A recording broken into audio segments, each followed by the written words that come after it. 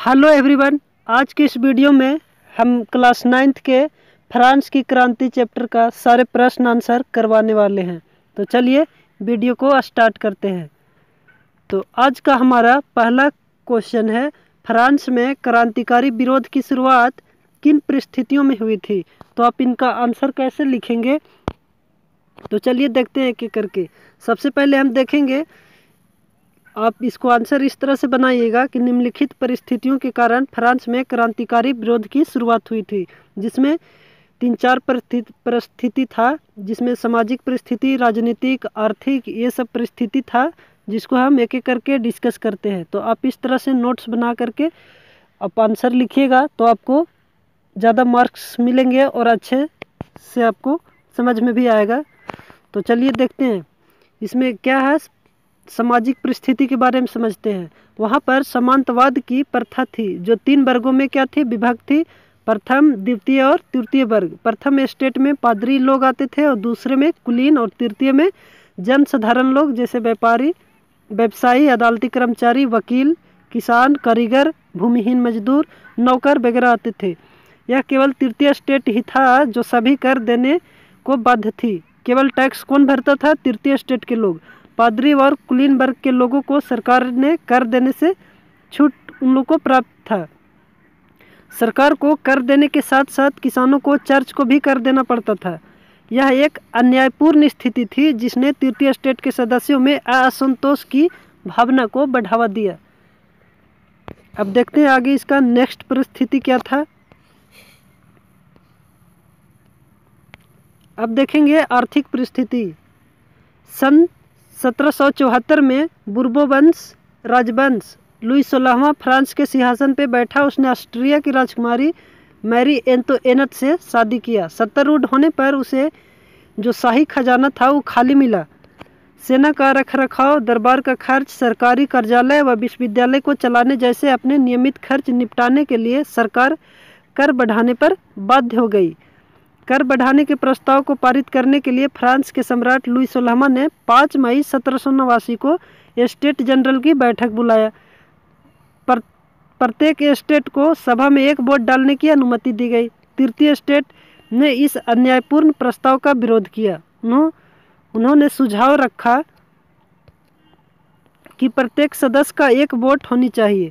सम्राट ने इस अपील को ठुकरा दिया और तृतीय स्टेट के प्रतिनिधि सदस्य विरोधास्वरूप सभी सभा से क्या हो गए, वॉकआउट कर गए, मतलब बाहर हो गए। अब इसका अगला परिस्थिति देखते हैं क्या था। जनसंख्या भी वहाँ का एक मुख्य परिस्थिति था। भारी जनसंख्या में क्या हो रहा था, बढ़ोतरी हो रहा था। फ्रांस की जनसंख्या काफ़ी तेज़ी से बढ़ रहा था, जिससे खाद्यान्न की मांग बहुत बढ़ गई थी। परिणाम स्वरूप पाव रोटी के भोजन का, उस वहाँ का पाव रोटी जो था वो मुख्य भोजन था, जिसका दाम क्या हो गया था, बढ़ गया था। बढ़ती कीमत व अपर्याप्त मजदूरी के कारण अधिकतर जनसंख्या जीविका के आधारभूत साधन भी वहन नहीं कर सकती थी। इससे जीविका संकट उत्पन्न हो गया तथा अमीर और गरीब के मध्य दूरी और बढ़ गई थी। नेक्स्ट हमारा परिस्थिति है दार्शनिक का योगदान। दार्शनिकों ने क्या योगदान दिया फ्रांस की क्रांति में? तो 18वीं सदी के दौरान मध्यम वर्ग शिक्षित एवं धनी बनकर उभरा। सामंतवादी समाज द्वारा प्रचारित विशेषाधिकार प्रणाली उनके हितों के विरुद्ध थी। शिक्षित होने के कारण इस वर्ग के सदस्यों की पहुंच फ्रांसीसी और अंग्रेज राजनीतिक और सामाजिक दार्शनिक द्वारा सुझाए गए समानता एवं आज़ादी के विभिन्न विचारों तक थी।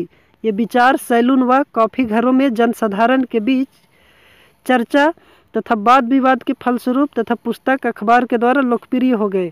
दार्शनिक के विचार ने महत्वपूर्ण भूमिका निभाई। John Locke, Jean Jacques Rousseau, Montesquieu ने राजा के द्वितीय सिद्धांत को नकार दिया।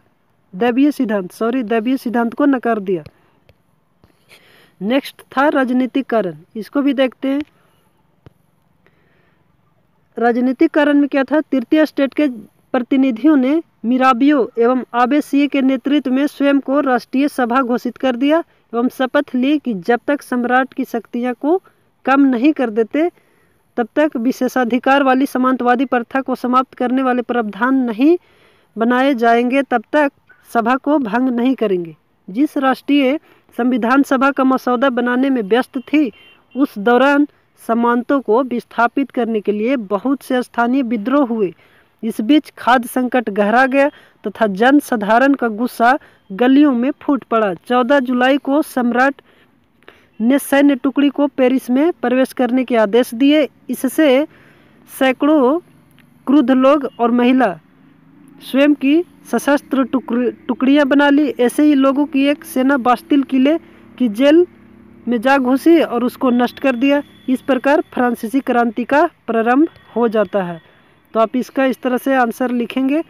और इसमें एक और नेक्स्ट पॉइंट आप इसको देख ले। लुई 16वां एवं उनकी रानी मैरी एंतोइनेट ने विलासितापूर्ण जीवन एवं खर्चीले तौर तरीकों पर काफ़ी धन बर्बाद किया। उच्च पद आमतौर पर बेचे जाते थे। पूरा प्रशासन भ्रष्ट था और प्रत्येक विभाग ने अपने ही कानून थे। किसी एक समान प्रणाली के अभाव में चारों ओर भ्रम का वातावरण था। लोग प्रशासन की इस दूषित प्रणाली से तंग आ चुके थे तथा इसे बदलना चाहते थे। इसीलिए फ्रांस के लोगों ने फ्रांस की क्रांति कर दिया। तो आप इस तरह से आंसर लिखेंगे तो आपको काफ़ी अच्छे नंबर मिलेंगे। आप इसका स्क्रीनशॉट एक बार ले लें।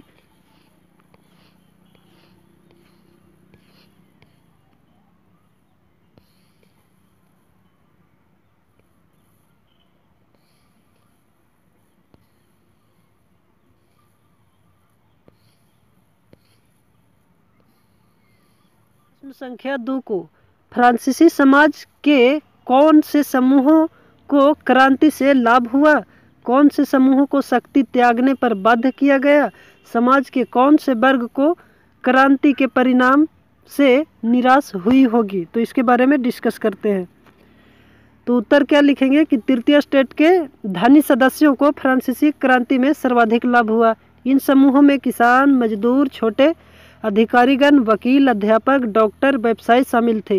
पहले इन सभी कर अदा करना पड़ते थे एवं पादरी एवं कुलीन लोग द्वारा उन्हें हर कदम पर सदैव अपमानित किया जाता था। किंतु क्रांति के बाद उनके साथ समाज के उच्च वर्गों के समान व्यवहार किया जाने लगा।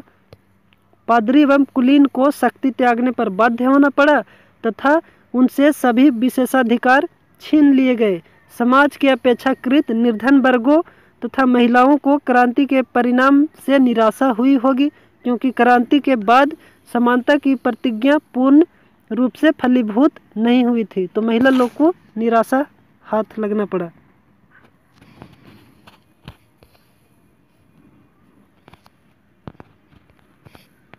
अब देखेंगे प्रश्न संख्या 3 को।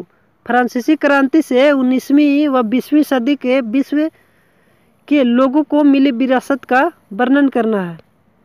तो उत्तर किस प्रकार से लिखेंगे आप? फ्रांसीसी क्रांति में 19वीं व 20वीं सदी के विश्व के लोगों से विरासत में क्या मिला था, एक एक करके पॉइंट देखते हैं। तो पहला पॉइंट क्या लिखेंगे? फ्रांसीसी क्रांति मानव इतिहास की महत्वपूर्ण घटनाओं में से एक है। दूसरा पॉइंट, यह पहला ऐसा राष्ट्रीय आंदोलन था जिसने आज़ादी, समानता, भाईचारा जैसे विचारों को अपनाया। 19वीं व 20वीं सदी के प्रत्येक देश के लोगों के लिए ये विचार आधारभूत सिद्धांत बन गए। तीसरा पॉइंट, इसने यूरोप के लगभग सभी देशों एवं दक्षिणी अमेरिका में प्रत्येक क्रांतिकारी आंदोलन को प्रेरित किया। चौथा पॉइंट, इसने यूरोप के विभिन्न स्थानों पर घटित सामाजिक एवं राजनीतिक बदलाव की शुरुआत किया। और भी इस तरह से पॉइंट है, तो आप इसको इस तरह से बना करके लिख सकते हैं। आप इसका स्क्रीनशॉट ले लें।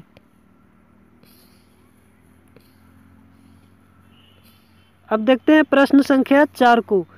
उन लोकतांत्रिक अधिकारों की सूची बनाइए जो आज हमें मिले हुए हैं और जिनका उद्गम फ्रांसीसी क्रांति से हुआ है। तो कौन कौन सा था, तो देख लेते हैं।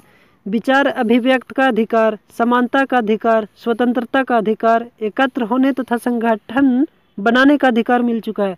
सांस्कृतिक एवं शैक्षणिक अधिकार भी मिला हुआ है। धार्मिक स्वतंत्रता का अधिकार है। शोषण के विरुद्ध अधिकार और संवैधानिक उपचारों का अधिकार, ये सब फ्रांस के क्रांति से हमें मिला है। नेक्स्ट क्वेश्चन है क्वेश्चन नंबर 5।